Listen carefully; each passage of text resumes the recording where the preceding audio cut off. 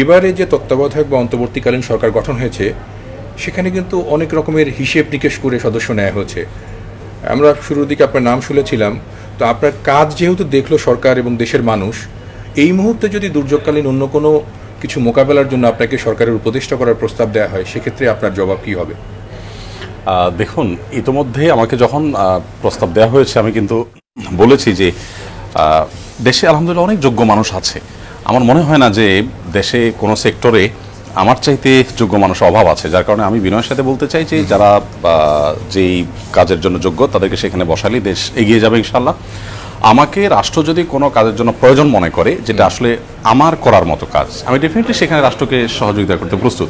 But as a উপদেষ্টা আমাকে কাজ করতে হবে, আমি এটাকে আসলে আবশ্যক মনে করি না। মানুষের জন্য কাজ করতে হলে ক্ষমতা বা চেয়ারের যে খুব বেশি প্রয়োজন হয় এটা আমি অন্তত ফিল করি না। আমি মনে করি যে আমি আমার জায়গা থেকে অনেক কাজ করার সুযোগ আছে, এবং অন্য অনেককে আমি বলবো যে আপনারা প্রত্যেকে যার যার জায়গা থেকে দেশকে অনেক কিছু দেওয়ার সুযোগ আছে, আপনারা সবাই এগিয়ে আসুন। বাট আমাকে রাষ্ট্র যদি কোনো দায়িত্ব দেয় যেটা আসলে আমার জন্য উপযোগী মনে হয় যে এটা আমার করা সম্ভব বা আমার দ্বারাই বেশি ভালো করা সম্ভব, আমি ডেফিনেটলি সেখানে অগ্রসর হব। তবে উপদেষ্টা হিসাবে আমার মনে হয় না যে আমি খুব পারফেক্ট ব্যক্তি, কারণ আমার চাইতে অনেক বেশি যোগ্য মানুষ আছে দেশে। 100 কোটি টাকার ত্রাণ বাংলাদেশে এর আগে এভাবে বেসরকারি কোনো সংগঠন একসাথে করেনি, মানে এত স্বল্প সময়ের মধ্যে এবং এত দ্রুততার সাথে। তো এটা তো আমরা আশা করি যে ভবিষ্যতে হয়তো 1000 কোটি টাকারও একটা প্রকল্প হতে পারে। সেক্ষেত্রে আপনার গাইডলাইনটা কি, মানে স্বচ্ছতার সাথে এবং মানুষের এই যে ভালোবাসা বিশ্বাসটা অব্যাহত রেখে এরকমের প্রকল্প করার ক্ষেত্রে আপনার মডিউলটা কি বা গাইডলাইনটা কি? দেখুন, দুইটা জিনিস। এক হলো যে গভর্নমেন্টের তরফ থেকে যে সহযোগিতাটা আমাদের দরকার সেটা থাকা উচিত। এবার যেটা আমরা পেয়েছি যে কোনো প্রকার উটকো ঝামেলা, অহেতুক ডিস্টার্ব যেটাকে বলা হয়, সেটা ছিল না, যার কারণে মানুষ স্বতঃস্ফূর্তভাবে অংশগ্রহণ করতে পেরেছে, আমরাও পুরো কাজটা সুন্দরভাবে শেষ করতে পেরেছি। আরেকটা বিষয় হলো যে আপনারা মিডিয়াগুলো যারা আছেন আপনারা যদি এগিয়ে আসেন তাহলে এই কাজগুলো আরও ভালোভাবে করা সম্ভব। বিকজ আপনারা যদি কোনোটাকে দেখা যাচ্ছে যে আপনারা আন্ডার এস্টিমেট করেন বা কোনোটাকে যদি আন্ডারমাইন্ড করেন যে একটা বড় কাজ হয়েছে কিন্তু সেটা আপনি নিউজ করলেন না বা সেটাকে আপনি ইগনোর করলেন, তাহলে কিন্তু দিন শেষে মানুষ ভালো কিছু করতে উৎসাহিত হবে না।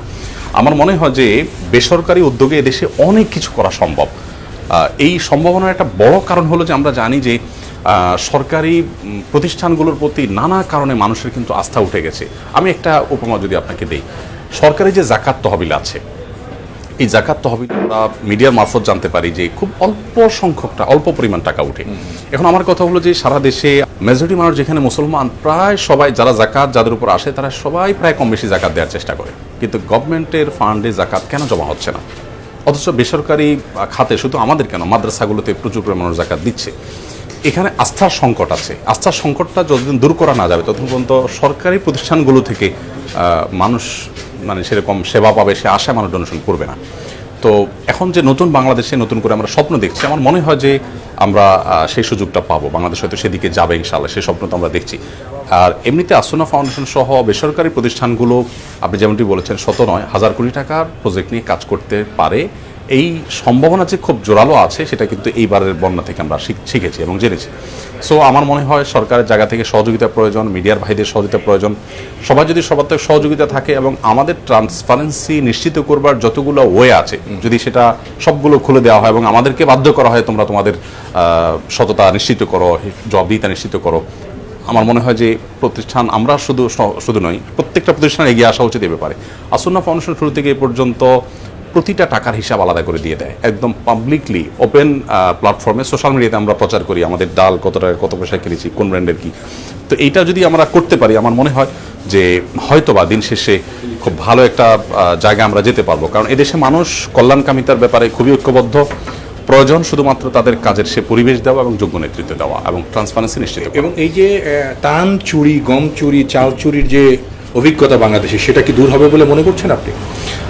দেখুন, পরিস্থিতি বলে দিবে বা সময় বলে দিবে যে কি হতে যাচ্ছে বা কি হবে ভবিষ্যতে। তবে আমি একজন সাধারণ মানুষ হিসেবে, সাধারণ নাগরিক হিসেবে আমি তো স্বপ্ন দেখছি এবং প্রত্যেকটা মানুষ স্বপ্ন দেখছে যে বাংলাদেশে, নতুন বাংলাদেশে বোধহয় আর এই ত্রাণ চুরির ঘটনা ঘটবে না। দেখুন, এর আগে আমার মনে আছে আমি মানিকগঞ্জে ত্রাণের ট্রাক পাঠিয়েছি, শীতবস্ত্রের ট্রাক পাঠিয়েছি। সেখানকার স্থানীয় একজন রাজনৈতিক নেতা বলেছেন যে এগুলো দিয়ে যান, আমাদের ছেলেরা বন্টন করবে।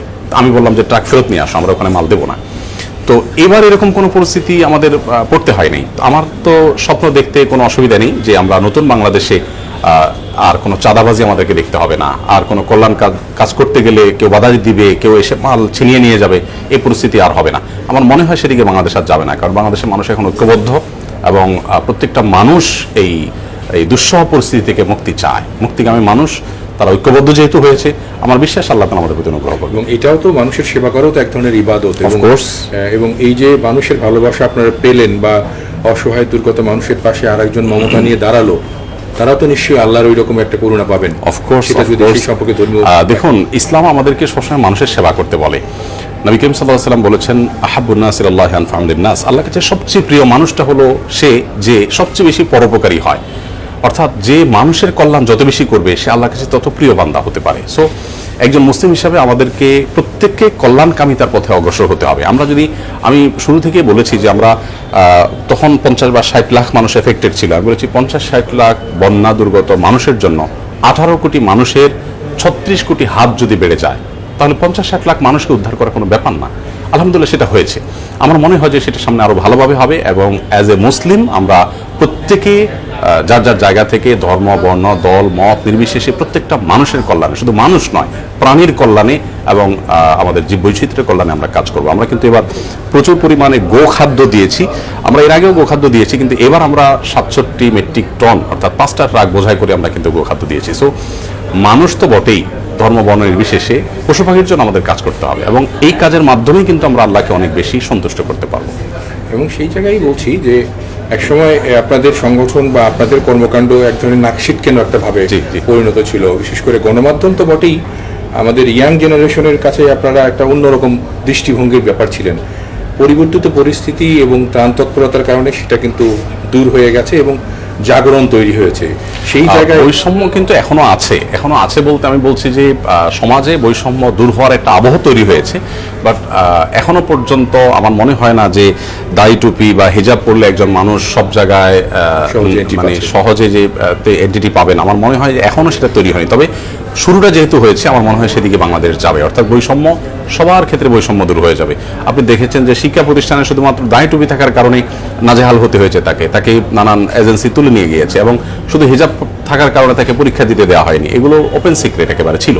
বাট পরিস্থিতি পরিবর্তন হয়েছে, বিশেষ করে আমরা এবার যেভাবে কাজ করার সুযোগ পেয়েছি, সেজন্য আমরা তো অবশ্যই বর্তমান গভর্নমেন্টকে শুকরিয়া জানাবো, কৃতজ্ঞতা জানাবো, এবং সেই সাথে বিশেষ করে ছাত্রদের প্রতি কৃতজ্ঞতা না জানালে অকৃতজ্ঞতা হবে যে তারা আমাদেরকে এরকম একটা বাংলাদেশ উপহার দিয়েছে। সো আমার মনে হচ্ছে যে নতুন বাংলাদেশে নতুন করে স্বপ্ন দেখছি, বাংলাদেশ নতুন করে গড়ে উঠবে, নতুন করে বাংলাদেশ মাথা উঁচু করে দাঁড়াবে এবং মানুষ ঐক্যবদ্ধ থাকবে ইনশাআল্লাহ। এই নতুন এই জেনারেশনের কাছে আপনার আর একটা আহ্বান কি, মানে তাদের জন্য নিশ্চয়ই আপনারও একটা আহ্বান থাকবে, আপনি যদি কিছু বলেন।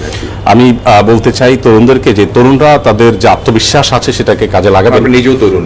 জি অবশ্যই, আমরা আমাদের আত্মবিশ্বাসকে কাজে লাগাবো এবং এদেশকে গড়ার জন্য কারোর দিকে না তাকিয়ে আমাদেরকে ঝাঁপিয়ে পড়তে হবে এবং লেগে যেতে হবে বিনয়ের সাথে, এবং অবশ্যই বুদ্ধিমত্তার সাথে আমাদের প্রত্যেককে যার যার জায়গা থেকে লেগে যেতে হবে। দুর্নীতির বিরুদ্ধে প্রত্যেকটা মানুষকে রুখে দাঁড়াতে হবে। আমি নিজে রাষ্ট্রের কোনো অবৈধ সুবিধা আমি নেব না এবং কাউকে নিতে দেব না। এ ব্যাপারে আমরা যদি সংকল্পবদ্ধ হই, আমার মনে হয় এদেশকে কেউ ঠেকাতে পারবে না। আমি মিডল ইস্টে 10 বছর ছিলাম। বাংলাদেশি শ্রমিকের যে ডিমান্ড, আমাদের পার্শ্ববর্তী অন্যান্য দেশের কোনো দেশের শ্রমিকের এতটা ডিমান্ড নেই। আপনি মিডল ইস্ট বলেন, মালয়েশিয়া বলেন, আমি যে সমস্ত দেশে গিয়েছি এবং থেকেছি, আমি দেখেছি বাংলাদেশের মানুষ খুব পরিশ্রমী এবং বাংলাদেশের মানুষ খুব স্বপ্নবাজ। দুঃখজনক যে আমরা সেই যোগ্য নেতৃত্ব এবং ভালো পরিবেশ আমরা পাইনি।